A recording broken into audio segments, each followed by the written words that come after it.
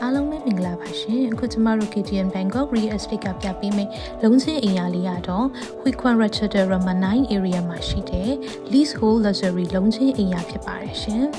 89 residence လို့ခေါ်ပြီးတော့သူ့ရဲ့စချင်းစီရတော့ဘတ်19တန်းအနေစပါမယ်ရှင်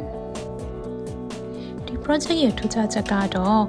ဘန်ကောက်မြို့ထဲကနေလည်းမထွက်ချင်ဘူးလုံးချင်းအိမ်ယာကြီးတွေနဲ့လည်းနေချင်တယ်ဆိုတဲ့မိသားစုကြီးတွေအတွက်တော့အရင်ကသင့်တော်ပါတယ်မြို့လေကောင်နဲ့အနီးဆုံးအိမ်ယာတစ်ခုဖြစ်ပြီးတော့မြို့လေကောင်စီကားမှုတွေနဲ့အတူစိမ့်နှမ်းပြီးတော့ငြိမ်းချမ်းတိတ်ဆိတ်တဲ့အရာသားကိုလည်းတစ်ပြိုင်တည်းခံစားရမှာဖြစ်ပါတယ်ရှင်အိမ်ကျဲဝင်းနေအနေနဲ့ဆိုရင်တော့သူက285 square meter 260 square meter 235 square meter တွေရှိပါတယ်ဒီမှာဆိုရင် private swimming pool ပါမယ်ပြီးရင် private lift တက်လီကားပါမယ် gated community ဖြစ်တဲ့အတွက်ဆိုတော့24နာရီ CCTV တွေနဲ့ကျမတို့ security အပြည့်ပေးထားပါတယ်ရှင်ပိုင်းလိုက်လည်းအရင်လွယ်ပါတယ်ရှင်ကျမတို့ MRT အပြာ line ပေါ်တက်လိုက်မယ်ဆိုရင် MRT National Cultural Center နေ9မိနစ်ပြီးသွားရင်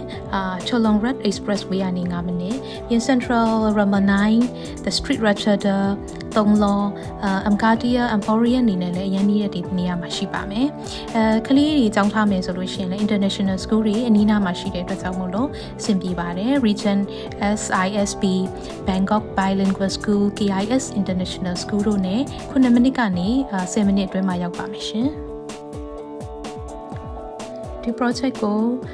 lease hold ပဲဝယ် free hold ပဲဝယ် foreigner တိုင်းဝယ်ယူလို့ရပါတယ်ရှင် foreigner တယောက်အနေနဲ့ free hold ဝယ်မယ်ဆိုရင်တော့ကျမတို့ company ထောင်ပြီးဝယ်မယ်တကယ်လို့ lease hold ဝယ်ချင်တယ်ဆိုလို့ရှိရင်တော့ passport ရှိုံနဲ့290ကို230တစ်ချိန်တက်တန်းထူပြီးဝယ်ယူနိုင်ပါတယ်ရှင်